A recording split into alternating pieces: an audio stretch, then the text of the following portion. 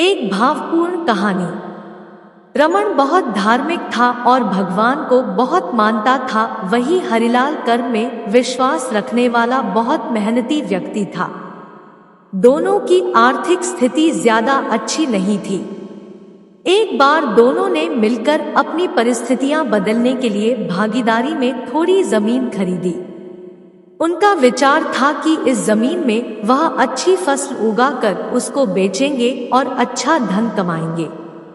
अब समय था फसल पाने के लिए खेत में मेहनत करने का।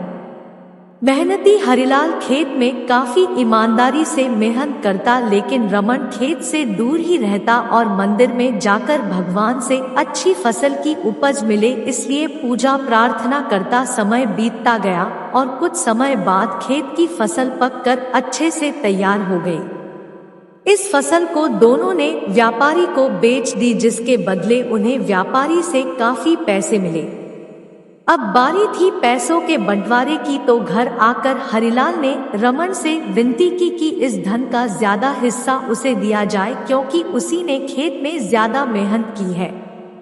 इस बात से असहमति दर्शाते हुए रमन बोला, नहीं, धन का तुमसे ज्यादा हिस्सा मुझे मिलना चाहिए, क्योंकि मैंने भगवान से इसकी प्रार्थना की, तभी हमको इतनी अच्छी फसल हुई। मेरी भक्ति और भगवान के बिना ये संभव नहीं होता। दोनों ही अपनी अपनी बात पर अड़े हुए थे। वह दोनों इस बात को आपस में नहीं सुलझा सके। धन के बंटवारे के लिए दोनों गांव के सरपंच के पास पहुंचे। सरपंच ने दोनों की सारी बात सुनी और उन्हें पता चला कि असली हकदार हरिलाल है। फिर भी रमन की गलतफहमी दूर करने के लिए सरपंच ने दोनों को ही एक एक बोरा चावल का दिया, जिसमें काफी ज्यादा कंकड़ मिले हुए थे। सरपंच ने दोनों से कहा कि कल सवेरे 7 बजे तक तुम दोनों को इसमें से चावल और कंकड़ अलग करके लाने हैं। कल तुम दोनों के चावल देखकर ही मैं फैसला करूंगा कि इस धन का बड़ा हिस्सा किसको मिलना चाहिए। रमन और हरिलाल चावल की बोरी लेकर अपने घर चले गए।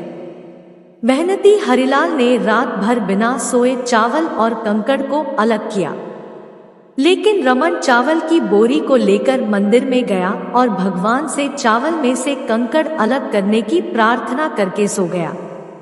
अगले दिन सुबह हरिलाल जितने चावल और कंकड़ अलग कर सका उसको ले जाकर सरपंच के पास गया, जिसे देखकर सरपंच खुश हुआ। रमन वैसी की वैसी बोरी को ले जाकर सरपंच के पास पहुंच गया। सरपंच ने रमन से कहा कि दिखाओ तुमने कितने चावल साफ किए हैं। रमन ने कहा कि मुझे अपने भगवान पर पूरा भरोसा है कि उन्होंने सारे चावल साफ कर दिए हों।